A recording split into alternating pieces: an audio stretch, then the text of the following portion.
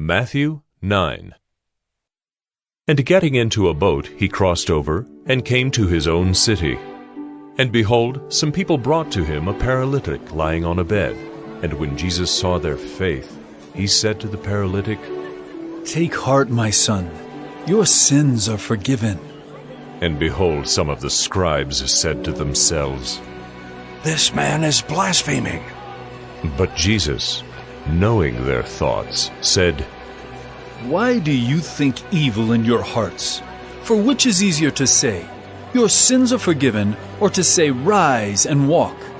But that you may know that the Son of Man has authority on earth to forgive sins. He then said to the paralytic, Rise, pick up your bed, and go home. And he rose and went home. When the crowd saw it, they were afraid, and they glorified God who had given such authority to men.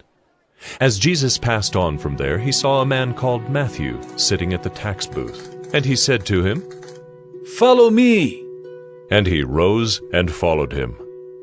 And as Jesus reclined at table in the house, behold, many tax collectors and sinners came and were reclining with Jesus and his disciples.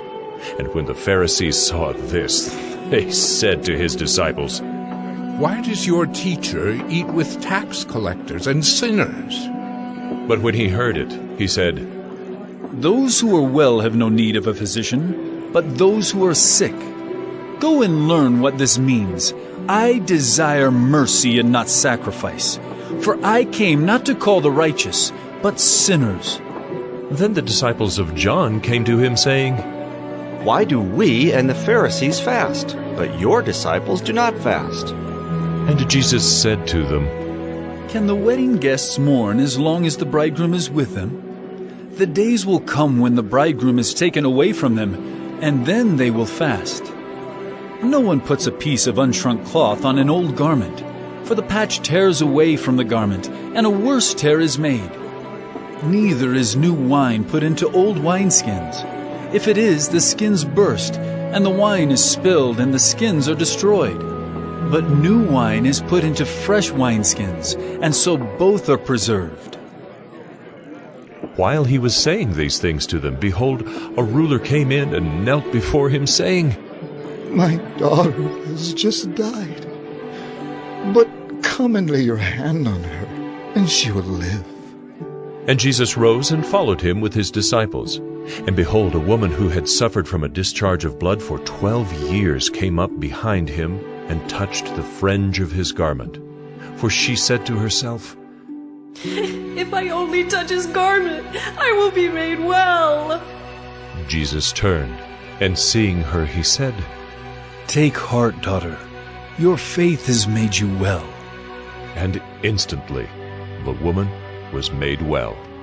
And when Jesus came to the ruler's house and saw the flute players and the crowd making a commotion, he said, Go away, for the girl is not dead, but sleeping.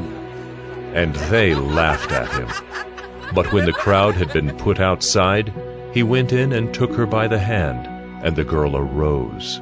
And the report of this went through all that district.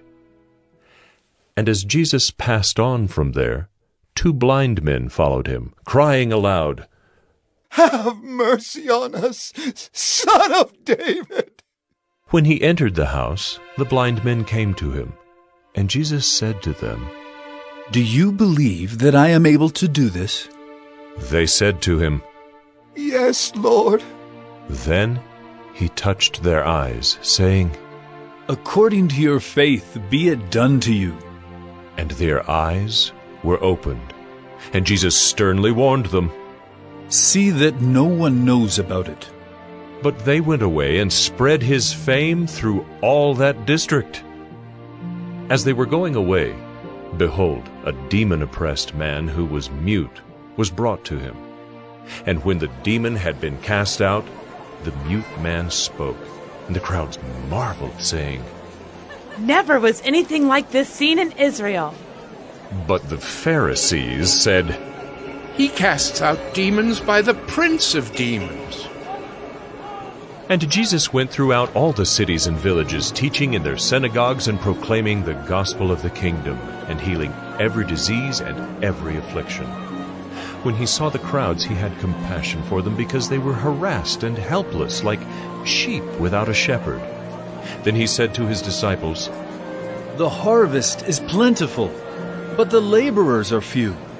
Therefore pray earnestly to the Lord of the harvest to send out laborers into his harvest."